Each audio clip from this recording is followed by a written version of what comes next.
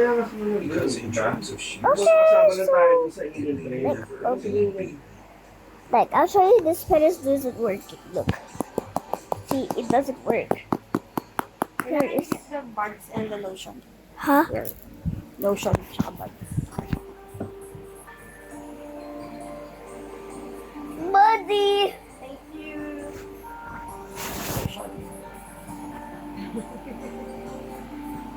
Thank you. Why did it lie down? Kasi walang takot. Why? Where did it go? Sakit. Suck.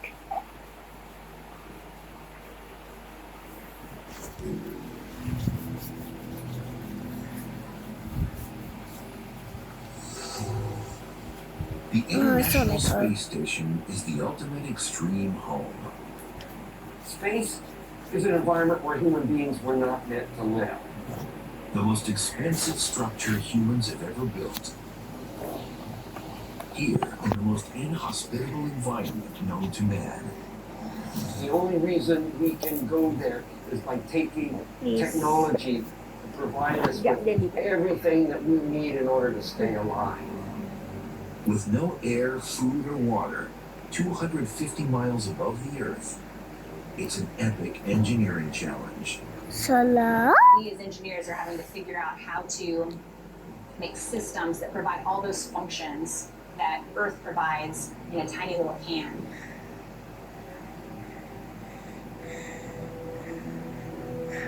I'm gonna do only brown hairs. I got only a brown hair. Pulled it off. We're going to take it apart and uncover what's going on inside.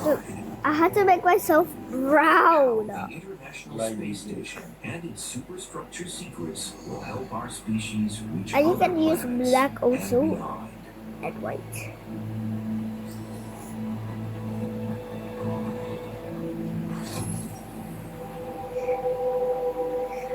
I can only use brown, but it's okay if you had white Costing up to an astonishing and $150 blue. billion. So I had to choose This this is one an because it's so unprecedented cool. home. I don't like The it. ISS is an it's extraordinary feat of engineering. Because not So, only do you have to like, make this I'm gonna big do this. environment that Okay. people can live That in, looks which, perfect. you know, is non-trivial to do on Earth, you have to do it in space. Okay, It it's also comprises millions of okay high-tech if it's black components. and blonde. There are Okay, 16 pressurized modules with living quarters, sleeping bays, an observation deck, and 6 science labs, all connected via airtight tunnels. Oh, I found the blue one. There's plenty of parking for visitors. And no accessories also because it's so ugly if you had accessories on And the ISS's lifeboats. your which are on face. But permanent it's okay. standby in I case just of don't need. emergency. I just want some accessories because I like it. Unlike It's any also other okay structure, if the you had ISS has black designed everything its and white. astronauts need. This is only If it brown, fails, so They die. A human being can only survive for 3 weeks without food, 3 days without water, and 3 minutes without air. For humanity to successfully venture well away from Earth, time to play astronauts will burger. need to This be is cool. self-sufficient. If the ISS can solve the challenges, it will prove humans can truly live in space. But before Capybara. anyone can take up residence, the engineers behind the ISS had to get it into space. And it weighs a colossal 460 tons. The same as about 300 cars. Ano ba yan? It'll be Per great. LOD ba? Just Parang build ano? Parang there's a nag-award. space station. Or pwedeng, here, and naisip then ko just na, blast it pwedeng into kunyari, space. mga advocates muna. You couldn't just fly the whole thing up there in Tapos, one shot. burn Take a mga... piece at a time and assemble it together like Lego. The ISS began life as just 2 modules that had to be connected in space. One built by America and the other by Russia. The first flight actually launched in November of Let's play burger 1998. mystery.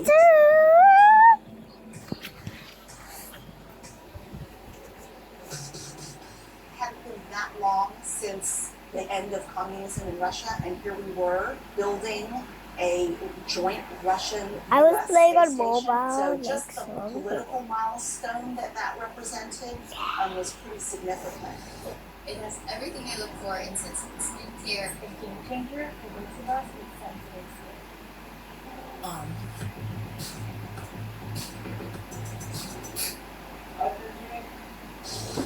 After the intense competition of the space race, it's suddenly all about collaboration.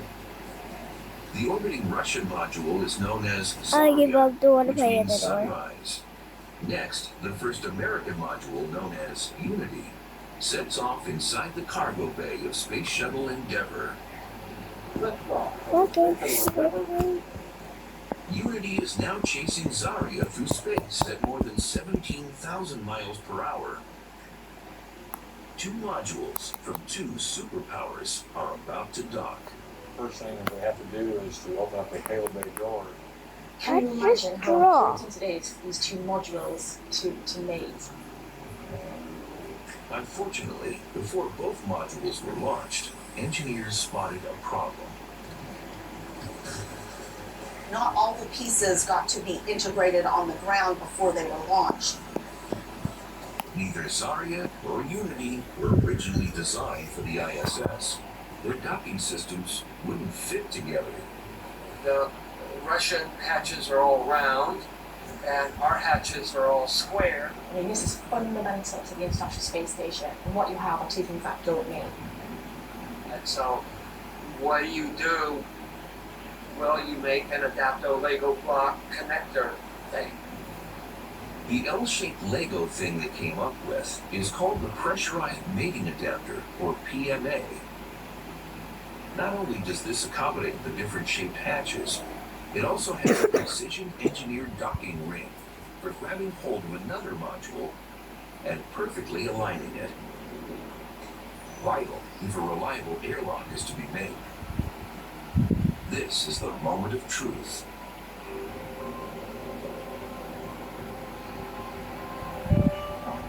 Latches on the inside of the docking ring finally make the connection and pull the modules together. We have captured Zarya. The International Space Station is born. It was amazing. I mean, here we are, we got airborne, we had Unity in the bay, and when we left a functioning space station ready for the next module to come up. In the 20 years that follow, engineers from all around the world joined the project, building their own space laboratories and bigger living quarters. But every one of the modules was constructed on Earth, and it takes a supreme international effort to launch them all successfully into space. It took a long time to build space station. You have to fly everything up, you have to connect all the modules, put them together. So that took over 40 missions.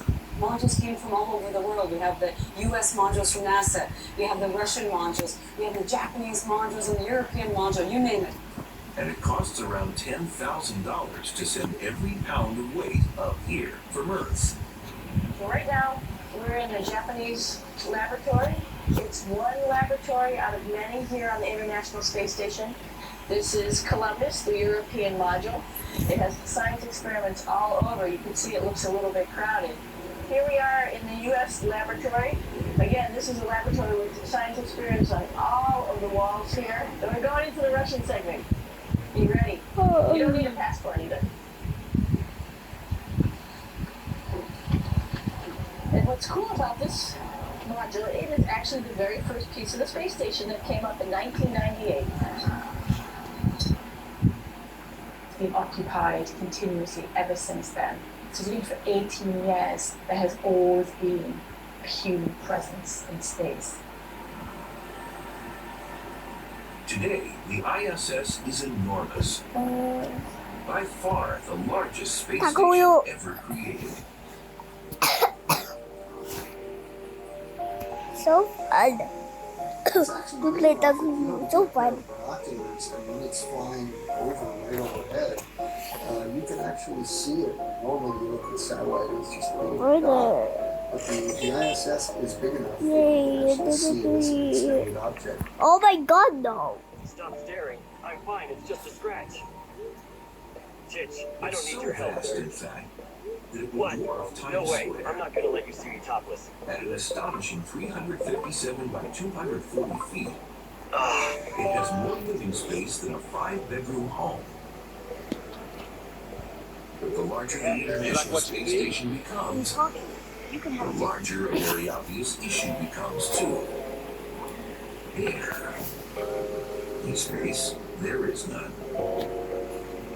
It doesn't provide a life support for oxygen. And so if we have a home in space, we need to provide all of that. The average adult breathes close to 4,000 gallons of air per day. With a crew that can be up to 9, the ISS must supply a huge amount of them. It's not coming from outside those windows.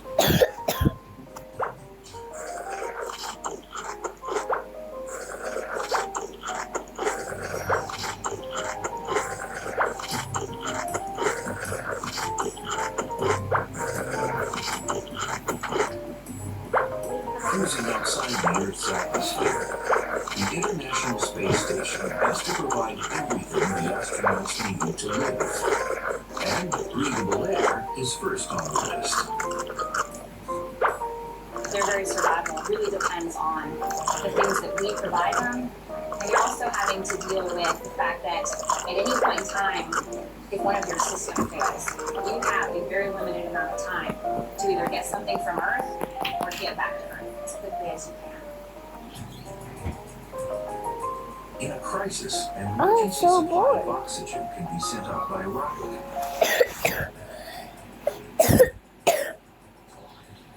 With technological advances, spacecraft can now rendezvous with the ISS in 6 hours, if everything goes as planned.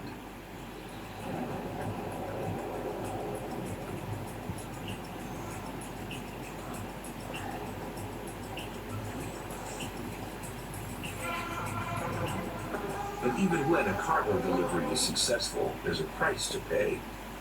The cost of each mission is colossal, almost $200 million. It's expensive to bring a kilogram of anything up to the space station. How much is it to buy user spend all that money just to bring up water and oxygen would be an incredible waste. The ISS needs to make its own air. The oxygen on the ISS can come from the delivery from Earth. What? And then stored in the tanks. But the ISS is What? also capable of generating oxygen. What? On Earth, we take air for granted. In space, each astronaut must be supplied with 1.85 pounds of oxygen per day, 365 days a year, to avoid suffocating. In the very heart of the ISS is an unassuming machine about the size of a trash can. It's this that holds the secret to keeping astronauts alive. Incredibly, it generates oxygen from nothing more than water. So what happens is you have some water, you feed some electricity through that water, and the electricity will split that water into hydrogen and oxygen. The oxygen comes off as bubbles at the positive electrode, the hydrogen at the negative. But again, being in space turns something that's straightforward on Earth into a major engineering challenge. The bubbles of gas won't come out of the water. In your high school chemistry lab, the gas just bubbles up to the surface because the gas is lighter than the water, and therefore it goes up. Gas is not lighter than liquid in space because gas doesn't have any weight and liquid doesn't How much have is it to any my weight. brother's So name? you produce gas bubbles and they just sit there. And what we generally do is we centrifuge it. So you spin it all around, and the liquid, being denser, it doesn't weigh anymore, but it still has mass. So it's denser, and it goes to the outside, and you can then separate the liquid from the gas. The hydrogen gets thrown away basically into space, and the oxygen is used for the ISS air supply. There's enough capacity on board to generate 5 to 20 pounds of oxygen a day. More than enough for the crew. In the extreme environment of space, making air is just the first challenge. The ISS has to keep it, but it's under constant threat of a breach in its hull. There is so much space junk up there now. There's the potential for it to puncture the outer wall of space station. I was taking pictures out one of the windows, and there was a nice clear window. I came back sometime later to take another picture, and there was a great big ding in the window, about a 5/8 of an inch in diameter from a micrometeorite impact. And we had to take pictures, close-up pictures, send it down to the ground, and it had to be analyzed to see whether it was going to be a threat when we entered. If you pop a hole in a space station, the atmosphere is going to leave very, very quickly. No atmosphere means no oxygen, and the consequences of that are obvious. So how does the ISS deal with the threat of colliding with meteorites?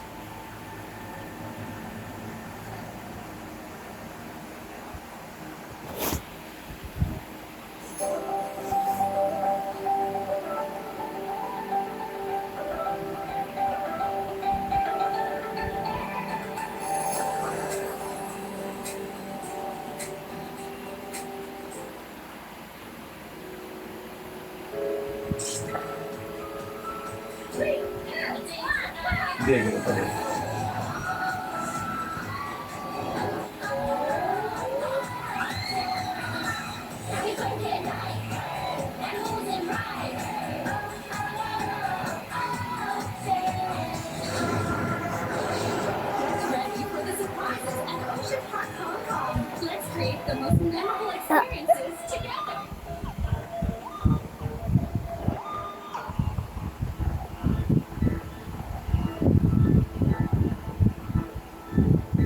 The International Space Station is the largest man-made object that's ever orbited the Earth. This area is so cool. Our planet at 5 miles a second. But on board, that's hard to appreciate.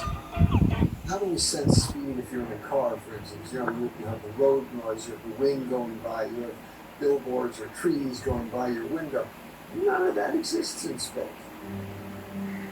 The only way you get a visceral sense of how fast I was going is, you know, you're going over the Pacific Ocean, and then 10 minutes later you fly over New York, and then 10 minutes after that you're flying over London.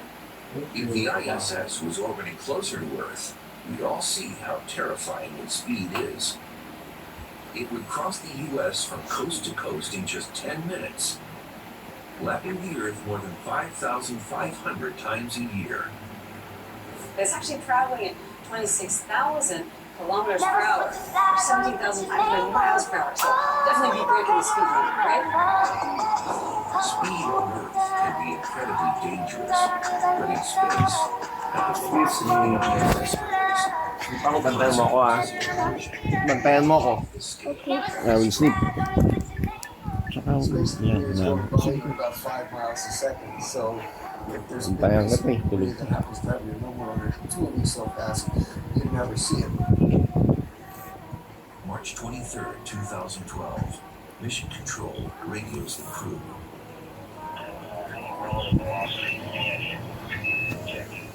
Something is heading straight for the space station. The closest approach of this fragment of space debris is 11 minutes from now. No one knows how big this object is. You do what you're trained to do, and even though you got woken up in the wee hours of the morning, you know what the reason is. The crews prepare the space station for impact. Yeah. You go through and you close every single hatch on station, which takes about 45 minutes. Yeah, that's a weird direction. Yeah, we don't know. The hatches can withstand a sudden loss of pressure that would come from the hull being breached. Coming up on the 6-minute mark. If there is a puncture, any loss of air could lead to a serious emergency. Coming up on the 3-minute mark until the time of closest approach. The crew takes no chances. They head for the escape vehicles. We floated into our Soyuz spacecraft with initial preparations for undocking if space station were to be hit. And you just kind of hunker down and hope it doesn't hit you, and you just sit there and wait.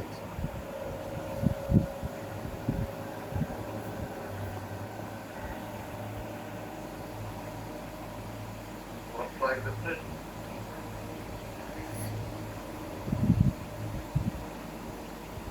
Fortunately, this time it's a near miss. The ISS cannot rely on luck.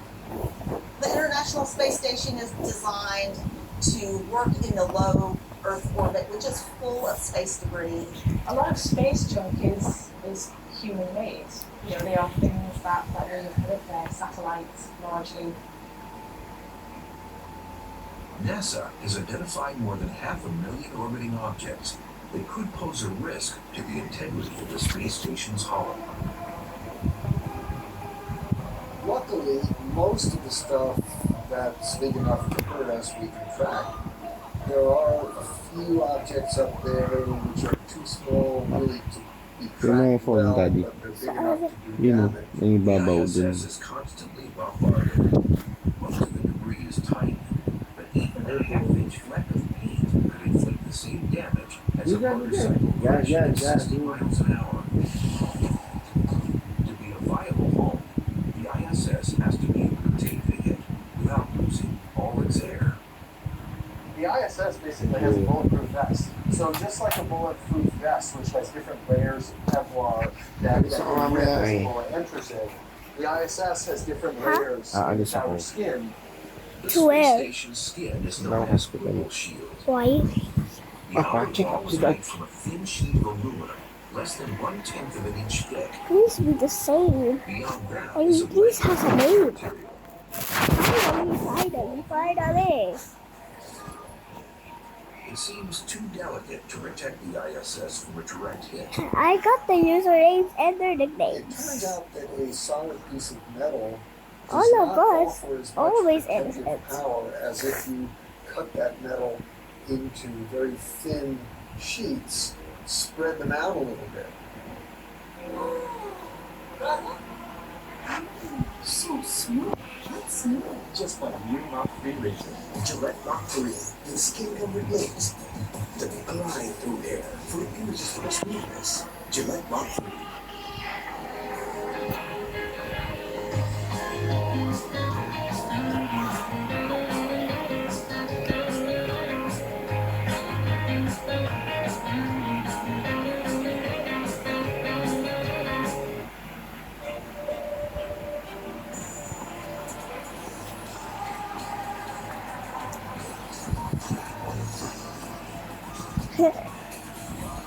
Mitsubishi X-Force. Be the force. Bye.